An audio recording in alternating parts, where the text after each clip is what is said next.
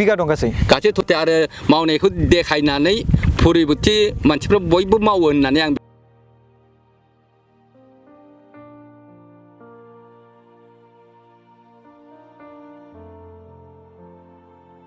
स' रायजो राजाफोर बेयावहाय जोङो नुनो मोनबाय जायफोर माने दालि बेखौ फुवाखैमोन बे दैबानाजों गासिबो साग्लोबसारजोबना दं नायदो एकदम गोबांनो बिराद फिथाइ दंमोन बरहा बरहा जानानै दंमोन नाथाय गासिबो बे मुसिनो थांगासिनो दङ दै बेसेबांबा माने बेखिनियाव लोमनानै दङ माने दैबाना जायाखै खिन्थु अखा हानायनि थाखाय जिखिनि बे खेथि मावदोंमोन बेयावहाय जादों आरो बे जाथाया जादों सेरफांगुरि माने नि सिङाव थानाय जनता कलेजनि खाथि सालबारि नैबे आयं सनेन्द्र माने मोसाहारिनियावहाय आयं नोंथाङा ओरैनो बिनि सायावहाय माने मा लुबैयो ओरैनो माने आङो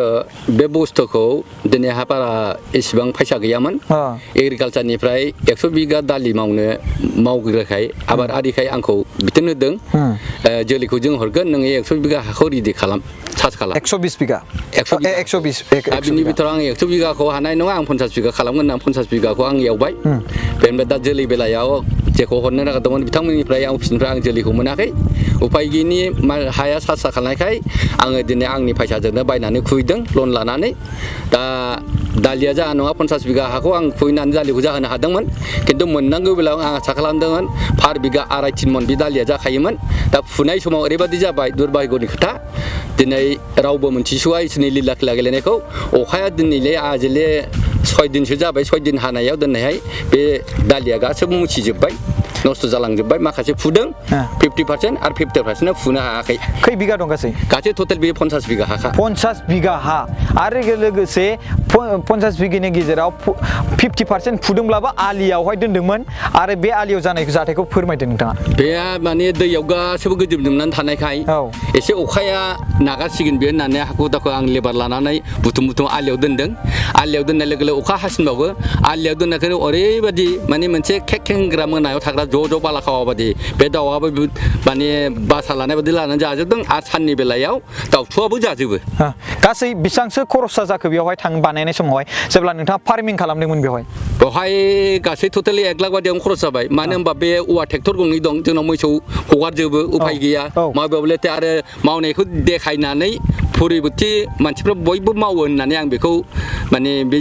बे रोखोम खामानिखौ मावखायोबो नालाय ओंखायनो एग्रिकालचार बिदि मावग्राखाय दिन्थिनो थाखाय आंनो जोलै हरनो नागिरदोंमोन खिन्थु आं जोलैखौ मोननाय जायाखै आंनि निजेसो फैसाजों आं मावखानाय हिसाबै जोलैखौ बायना खुबैदों ओंखायनो नोंथांमोन औवाखा गासैबो नुजोबगोन थारखानाय बेनिफ्राय एकदम ओरै गासिबो ना बे गासिबो बेखौ नोंथांमोना नायनो हागोन बे गासिबो बे 50 बिगा हा आरो बेवहाय दालि गायनाय जादों आरो बे जायगायाव दालि गायग्राया जाबाय नैबे आयं सनेन्द्र मोसाहारि आरो बेहा दिनै गोबां गेदेर खैफोद जानानै दङ बे खैफोदानो जाबाय बे दालिया जे मोजां रोखोमै जादोंमोन जे मोजां फिथाइ थायदोंमोन आरो बेखौ दंस' खालामदों इसोरनि माया बिथांनि जिखिनि दालि गायनाय बेयाव फिथाइ जादोंब्लाबो लस जाजोबनाय महरखौ जों नुनो मोनगासिनो दं रायजो राजाफोर दा नै अखा हानायजों नायदो सिग्लाबजोब्बाय मुसिहांबायानो स' बिनिफ्राय नोंथाङा जे लकसान जाबाय बिनि थाखाय नोंथाङा मा लुबैयो दा बे लकसानखौ आङो जेनेबा पिएम किसाननिफ्राय मोनसे मदद लुबैनानै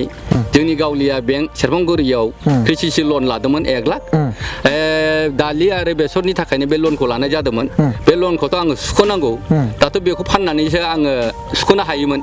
दा ओंखायनो आङो बे लनफोरनिफ्राय माबा मोनसे रेहाय मोनो खोमा बे आसा आरो आंनि दिनै खथि जानायाव माबा मोनसे एग्रिकालचारनिफ्राय अननाय बा बिटिसि सरकारनिफ्राय जाहाथे एसे सहाय मोननो हागौ खोमा होननानै आङो दिनैहाय मिडियाखौ लिंहरनाय जादों आरो बेखौ नोंथांमोननो गासिबो आं दिन्थिनाय जादों स' रायजो राजाफोर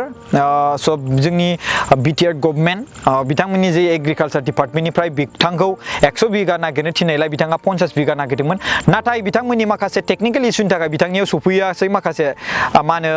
जिखिनि दालि मोननांगौ जोलै नाथाय बेवहाय मोनैयाव बिथाङा लाबाय जेला खामानिखौथ' मावबाय जेला हाजिरा लानायनि खावसे मावबाय जेला थ' बेखौथ' मावफुंजोबखानांगोन होननानै बे आयंआ बुंदों आंनि सिगाङावहाय दिनै बे मावनायावबो बेबायदि खैफोद गोग्लैना दङ बेनिखायनो बिथाङा एग्रिकालचार सेक्टरनिफ्राय जाहाथे बिथांनि जि नुकसान जादों बेखौ एसे नायहरो नुहुरो माने बेखौ जुदि सापर्ट खालामाबा जोंनि एग्रिकालचार सेक्टरनिफ्राय फार्मार एबा आबादारिफोरनिफ्राय गोबां माने फोथायनाया खम जागोन बेखौ बिथाङाबो मिजिंथिदों बा बुंनो थांदों आरोना स' बेनिखायनो आंबो सानो जे फार्मार्सफोरखौ एसे मदद खालामनाया गाहाम आरो लोगोसे आंबो सानबाय बिथाङा खबर हरनाय लोगो लोगोनो 50 बिगा हा गासै जेसेबांखिनि दालि गायदों बे दालिया जुदि नुकसान जादोंब्ला अब्ला बेसेबां थाखा नुकसान जादों आरो लोगोसे आङो बेयाव नायफैबाय नंमारगौ गमामायैनो बेसेबांबा दै लोमजाना दङ बे आलि गायनायावहाय आरो लोगोसे आं नोंथांमोननि सायाव देखायनो सानदों जे बे माने फोथाराव जे गायनानै दोननाय बे दालिखौ बुखुनानै आलियाव दोननाय बेखौ बैथिंजाय नोंथांमोननि सायाव देखायनो थांनो नागिरदों जोङो स' बेखौ नोंथांमोनखौ जोङो भिडिअ देखायगोन फारि फारियैनो स' बेवहाय माबायदि जाथाय जादों स' रायजो राजाफोर जों दहाय बुंदोंमोन जे फुनानै दोननाय जेनेबा 50% फुबाय होनदोंमोन आयं सनेन्द्र मोसाहारिया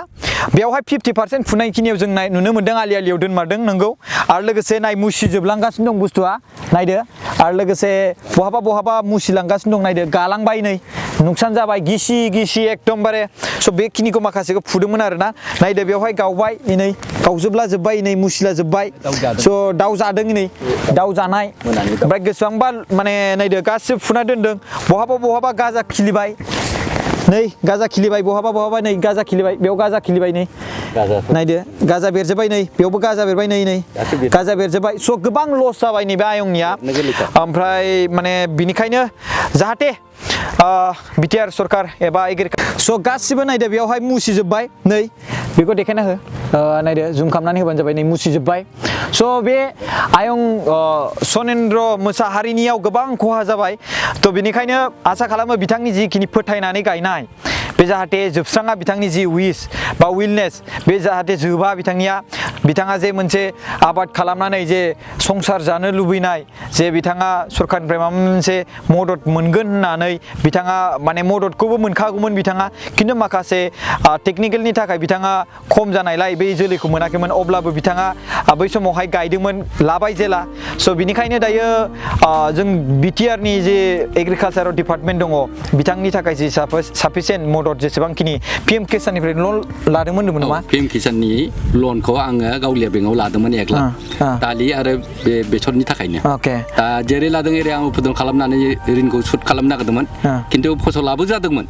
खिन्थु इसोरा मा खालामखो बेखौथ' बुंना मानसिया मोनसे इसोरा मावो मोनसे बेबादि होननाय जाहैबाय स' माने खोथाया जाहैबाय कि बिथाङा सरकारनिफ्राय जेबो मददबो लुबैलामोन खिन्थु बिथाङा बिनिफ्रायनो थिखांनानै लागौमोन बे 1 लाखखौबो बिथाङा बे माने दालि गायनो थाखाय बेसर गायनो थाखायनो लाखादोंमोन आरो दिनै दालि गायनायावहाय जिखिनि 1 लाख थांबाय हाजिरा होनाय मा होनाय गासिबो बेयाव थांनानै दिनै नुकसान जाबाय बेनिफ्राय बोखांफिननो हानाय खेमथाया गैला मानो होनबा अखा हानानै बेखौ गासिखौबो दंस' खालामबाय जाहाथे बेखौ बिटिआर गभर्नमेन्टनिफ्राय एग्रिकालचार डिपार्टमेन्टआ नायहरफिनो स' बेनिखायनो आं रिक्वेस्ट खालामो गासिबो रायजो राजाफोरखौ फार्मार्सखौ जुदि आबादारिखौ मदद खालामनो गोसो जादोंब्ला नोंथांमोना बे भिडिअखौ शेयार खालामनानै होबा जाबाय बे आयं सनेन्द्र मोसाहारिनि थाखाय थेंक इउ